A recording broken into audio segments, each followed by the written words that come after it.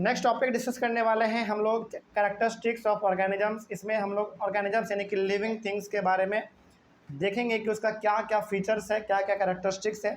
जिसके अंदर हम लोग सबसे पहला टॉपिक डिस्कस करेंगे कि do all organisms need food. यानी कि टॉपिक एक तरीके से क्वेश्चन आपसे पूछा जा रहा है इस टॉपिक में, क्या हर प्रकार के ऑर्गेनिज्म को फूड की ज़रूरत पड़ती है? बिल्कुल पड़ती है भाई, चाहे वो प्लांट हो चाहे एनिमल हो, हर किसी को फूड का ज़रूरत तो पड़ता ही है। चल इसमें क्या लिखा हुआ देखा जाए। Plants make their own food by the process of photosynthesis. सही बात है क्या? बिल्कुल सही बात है। यानी कि प्लांट अपना भोजन अपने से बनाता है, किस प्रोसेस के थ्रू? फोटोसिंथेसिस के थ्रू। और फोटोसिंथेसिस प्रोसेस में क्या होता है? प्लांट कार्बन डाइऑक्साइड प्लांट जो है वो कार्बन डाइऑक्साइड, वाटर, सनलाइट और क्लोरोफिल के प्रेजेंस में अपना भोजन बना लेता है। तो प्लांट अपना भोजन अपने से बनाता है, तो यहाँ पे हम कह सकते हैं कि प्लांट को भी भोजन की ज़रूरत पड़ती है, लेकिन ये अपना भोजन अपने से बनाता है, ये किसी पे डिपेंड नहीं रहता है। आगे डिस्कस किया जाए। उसके बाद है इसमें हमारा हाँ, एनिमल्स डिपेंड ऑन प्लांट्स और other animals for their food. Animals depend on plants और other animals for their food का इसका सिंपल सा मतलब यहाँ ये है कि एनिमल ना प्लांट पे डिपेंड रहता है। क्या एनिमल अपना भोजन अपने से बनाता है?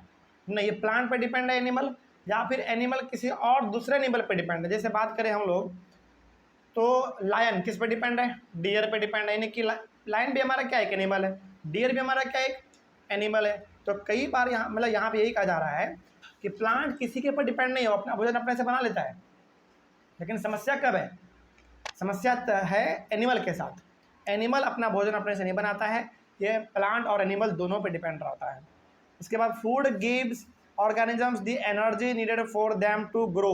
भोजन से क्या मिलता है ऑर्गेनिज्म को? एनर्जी मिलता है, और इसी एनर्जी से वो ग्रो कर पाता है, चल पाता है, दौड़ पाता है, कामों को परफॉर्म कर पाता है ना। तो फूड से क्या मिलता है? एनर्जी मिलता है। ठीक है, आगे organisms also need energy for their life process that go on inside them. यानी कि ऑर्गेनिज्म के अंदर क्या क्या चलता है? ब्रीदिंग, रेस्पिरेशन, है ना, डाइजेशन, ये सब चीज़ हमारे बॉडी के अंदर लगातार चलता रहता है। तो इस चीज़ों मतलब इन प्रकार के चीज़ों के लिए भी क्या चाहिए होता है? एनर्जी चाहिए होता है। और ये सबका सब एनर्जी हम लोगों को किससे मिलेगा?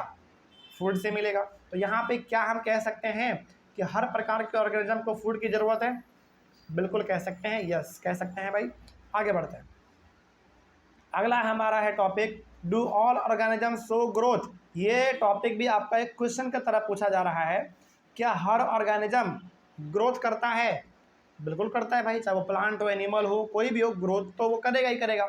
देखा जाए इसमें लिखा हुआ है पहला point, human beings grow taller, we may not realise it but we are growing all the time and a few more years will become an adult. यानी कि हम ह्यूमन बींग जो है ना लगातार ग्रो करते रहते हैं, लेकिन क्या बड़े होते हुए हम लोग अपने को देख पाते हैं क्या? नहीं देख पाते हैं। लेकिन कुछ सालों के बाद देखते हैं तो हम लोगों का हाइट अचानक बढ़ चुका होता है। कहने का मतलब जब हम लोगों का हाइट बढ़ रहा होता है तो ये चीज़ हम लोग देख नहीं पाते हैं, बस इसको हम लोग महसूस कर पाते हैं कि अच्छा ये लड़का 10 साल का है, मतलब इतना बड़ा हो गया। मतलब हम लोग बढ़ते हुए किसी को देख नहीं पाते हैं, बस इसको हम लोग क्या कर पाते हैं? फील कर पाते हैं। ठीक है ना। तो यहाँ पे हम कह सकते हैं कि हम ह्यूमन बींग ग्रोथ करते हैं, ग्रो करते हैं। उसके बाद यदि बात करें हम लोग किसी एनिमल का, तो young ones of animals also grow into adults. जैसे मुर्गी का बच्चा, बकरी का बच्चा, घोड़े का बच्चा, हाथी का बच्चा, क्या ये सब ग्रो नहीं करते हैं? बिल्कुल करते हैं। अगला, a chicken hatched from an egg grows into a hen और अ कुक। यानी कि एक मुर्गी का बच्चा अंडे से निकलता है, अंडे से वो छोटा सा पहले मतलब एक मुर्गी का बच्चा अंडे से बाहर निकलता है, वो छोटा होता है, फिर वो बड़ा बन के मतलब जब वो बड़ा होता है तो या तो मुर्गा या फिर मुर्गी, दोनों में से कुछ एक बनता है ना। मतलब जो उसका है बेसिकली जेंडर, वो उसका रूप लेता है, लेकिन बड़ा वो भी होता है, ग्रो वो भी करता है। उसके बाद प्लांट्स ऑल्सो ग्रो, प्लांट भी ग्रो करता है भाई, इसमें कोई तो शक ही नहीं है।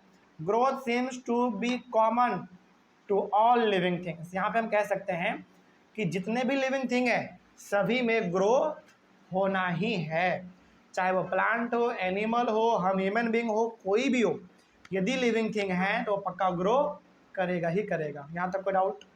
नेक्स्ट आगे बढ़े हम लोग। चल अगला टॉपिक हमारा होगा डू ऑल ऑर्गेनिजम्स रेस्पायर। क्या हर ऑर्गेनिज्म सांस लेता है छोड़ता है?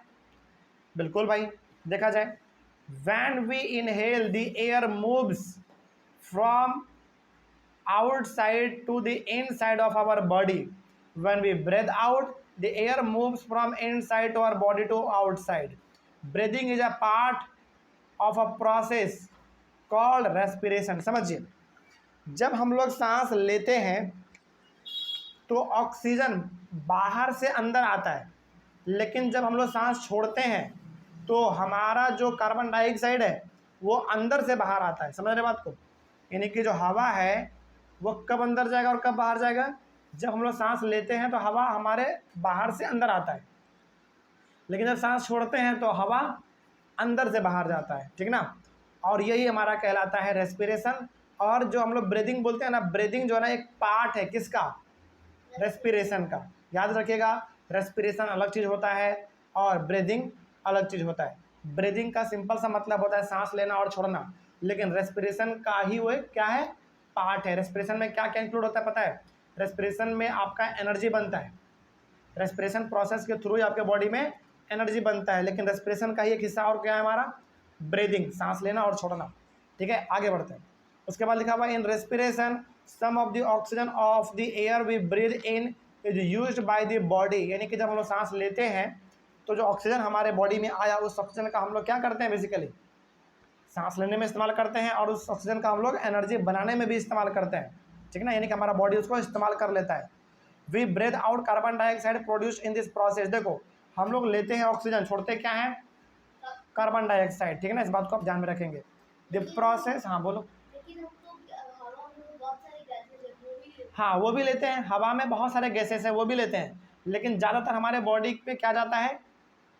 ऑक्सीजन जाता है, क्योंकि हमारे बॉडी के लिए ज़रूरत क्या है? ऑक्सीजन। हमारे बॉडी में जा रहा है हर प्रकार का गैस, लेकिन हमारा बॉडी सारे प्रकार के गैस को नेग्लेक्ट कर देता है, बस एक्सेप्ट किसको करता है? ऑक्सीजन को, क्योंकि हमारे बॉडी के लिए वही तो जरूरी है ना। ठीक है, आगे। The process of breathing in animals like cows, buffaloes, dogs और cat is similar to humans. यानी कि गाय, भैंस, कुत्ता, बकरी, बिल्ली, इन सब में रेस्पिरेशन का प्रोसेस यानी कि ब्रीदिंग का प्रोसेस ठीक उसी प्रकार का है जिस प्रकार का हम ह्यूमन बींग्स में, यानी कि जिस तरीके से हम लोग सांस लेते हैं छोड़ते हैं, इसी प्रकार से जानवर भी सांस लेते हैं और छोड़ते हैं। Respiration is necessary for all living organisms. It is through respiration that the body finally obtains energy from the food it takes. यानी कि रेस्पिरेशन हर प्रकार का एनिमल करता है, समझ रहे बात को? यानी कि चाहे प्लांट हो या फिर एनिमल हो, रेस्पिरेशन हर कोई करता है और रेस्पिरेशन के थ्रू ही हमारे बॉडी में एनर्जी बनता है। क्या लगता है आपको कि आप खाना खा लेंगे और सांस नहीं लेंगे तो क्या आपके बॉडी में एनर्जी मिलेगा? आपको नहीं मिलेगा। तो रेस्पिरेशन हमारा एक ऐसा प्रोसेस है जिसमें दो चीज़ आता है, पहला एनर्जी बनेगा, दूसरा ब्रीदिंग भी किसका पार्ट है? रेस्पिरेशन का ही पार्ट है। यानी कि रेस्पिरेशन मतलब एनर्जी बनना और सांस लेना और छोड़ना, और सांस लेना और छोड़ना को हम लोग क्या कहते हैं? ब्रीदिंग कहते हैं। और ब्रीदिंग किसका पार्ट है? रेस्पिरेशन का ही पार्ट है, ठीक ना। तो ये हर लिविंग थिंग में होता ही है, चाहे वो प्लांट हो, एनिमल हो, माइक्रो ऑर्गेनिज्म हो, कोई भी हो, हर किसी में जो लिविंग थिंग है, जो जिंदा है, उसमें रेस्पिरेशन होता ही है, क्योंकि रेस्पिरेशन जब तक नहीं होगा तब तक उसके बॉडी में एनर्जी नहीं बन सकता। ऐसे आप पूछो। माइक्रो वायरस एक है जो लिविंग थिंग है और नॉन लिविंग थिंग है। हाँ, तो जैसे आप बोल रहे थे कि वायरस जब हमारे बॉडी से बाहर रहता है तो वो नॉन लिविंग थिंग है। हाँ, जब बाहर होता है तो वो रेस्पिरेशन। बिल्कुल बिल्कुल। जैसे ही वायरस आपके बॉडी में एंटर करता है, वायरस हमारा क्या है? माइक्रो ऑर्गेनिज्म है ना। तो जैसे ही वायरस हमारे बॉडी में एंटर करेगा वो भी रेस्पिरेशन करेगा, क्योंकि उसको भी क्या बनाना है? एनर्जी बनाना है। वो एनर्जी बनाएगा तभी तो अपने आप को डिवाइड कर पाएगा, अपने बच्चों को जन्म दे पाएगा। तो फिर जब वो हाँ, जब बॉडी के बाहर रहता है तो वो रेस्पिरेशन नहीं करता है, क्योंकि बॉडी के बाहर वो नॉन लिविंग बीइंग की तरह, मतलब नॉन लिविंग थिंग की तरह बिहेव करता है। मतलब वायरस के बारे में यहाँ पे ये कहा गया है कि वायरस जब हमारे बॉडी के बाहर होता है तो वो नॉन लिविंग थिंग की तरह बिहेव करता है, लेकिन जब हमारे बॉडी में आ जाता है वायरस एक बार, तो फिर वो लिविंग थिंग के तरह बिहेव करेगा और फिर वो रेस्पिरेशन भी करेगा। लेकिन जब बॉडी के बाहर है तो किस तरह बिहेव करेगा? नॉन लिविंग थिंग की तरह। और क्या नॉन लिविंग थिंग का भी रेस्पिरेशन करेगा? नहीं करेगा। तो बॉडी के बाहर जब वायरस होता है तो रेस्पिरेशन नहीं करता है, लेकिन जब हमारे बॉडी के अंदर वो आ जाता है किसी भी वजह से, तो हमारे बॉडी में वो आने के साथ ही रेस्पिरेशन चालू कर देता है। खैर, अपने टॉपिक को दोबारा आते हैं। Earthworms breathe through their skin. Earthworm समझते हैं ना, बरसात के समय में जो केचुआ निकलता है ज़मीन के बाहर से, वो सांस कैसे लेता है? वो सांस लेता है अपने स्किन से ही, मतलब उसके पास कोई खास नाक वाक नहीं होता है, वो अपने स्किन से ही सांस ले लेता है और छोड़ देता है। मछली कैसे लेता है भाई? मछली लेता है अपने फेफड़े से, गिल्स जिसको हम लोग बोलते हैं। Exchange of gases in plants mainly takes place through leaves. बात करें प्लांट में गैस का एक्सचेंज कैसे होता है, यानी कि प्लांट हमको क्या देता है? ऑक्सीजन। लेता क्या है? Carbon dioxide. तो ये जो गैस का एक्सचेंज हो रहा है, ऑक्सीजन का देना, कार्बन डाइऑक्साइड का लेना, वो कहाँ पे करता है? वो लीफ में करता है, यानी कि पत्तों में करता है। The leaves take in air through tiny pores in them and use the oxygen.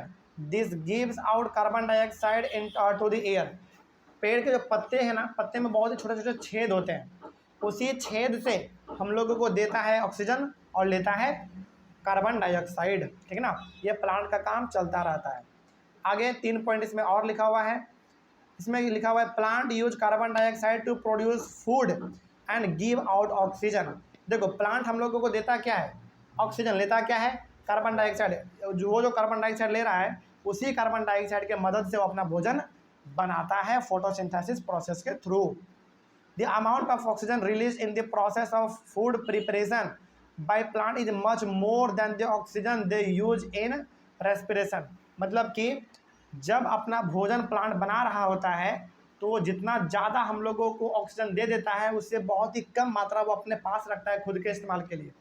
कहने का मतलब ये हो गया कि प्लांट जितना भी ऑक्सीजन क्रिएट करता है, उसका 95% ऑक्सीजन वो हम लोगों को दे देता है, और जो 5% ऑक्सीजन उसके पास बचता है वो खुद के लिए रखता है, खुद के इस्तेमाल के लिए। तो बताइए प्लांट ज़्यादातर जो अपना ऑक्सीजन है वो किसको देता है? हम लोग को दे देता है ना, और जो 5% 6% बच गया वो अपने इस्तेमाल के लिए रख लेता है। ठीक ना, आगे respiration in plants take place day and night. Respiration जो है, यानी कि सांस लेना और छोड़ना, प्लांट में दिन और रात दोनों में चलता रहता है। अब बताइए क्या यहाँ तक में कोई डाउट आप लोगों को? इस तरीके से हम लोगों ने यहाँ तक कवर किया है। हम लोग अपने अगले क्लास में इस चैप्टर को और आगे बढ़ाएंगे, और अगले वाले क्लास में हम लोग अपने चैप्टर को ख़त्म भी कर देंगे। अगले क्लास में हम लोग ये टॉपिक डिस्कस करेंगे, फिर ये वाला भी कर लेंगे, और ये वाला, और ये फिर लास्ट वाला, ये वाला भी हमारा टॉपिक है। सबको हम लोग लास्ट मतलब अगले वाले क्लास में कवर करेंगे, और फिर हमारा चैप्टर पूरी तरीके से खत्म हो जाएगा। क्या यहाँ तक में कोई डाउट आप लोगों को? ऑनलाइन वाले बच्चे आप लोगों को कहीं पर कोई डाउट रहा होगा तो आप लोग एक बार कमेंट कीजिएगा। हम लोग मिलेंगे अपने अगले क्लास में एक नए टॉपिक के साथ। टॉपिक का नाम होगा हमारा do all organisms respond to stimuli, और अगले वाले क्लास में ही हम लोग अपने चैप्टर को खत्म कर देंगे। 3-4 टॉपिक हमारा इसमें और बचता है, सबको पढ़ के हम लोग अपने अगले वाले क्लास में ही चैप्टर को खत्म करेंगे। चलिए आज के क्लास के लिए इतना काफ़ी है, मिलते हैं हम लोग अपने अगले क्लास में। Thank you very much and have a nice day.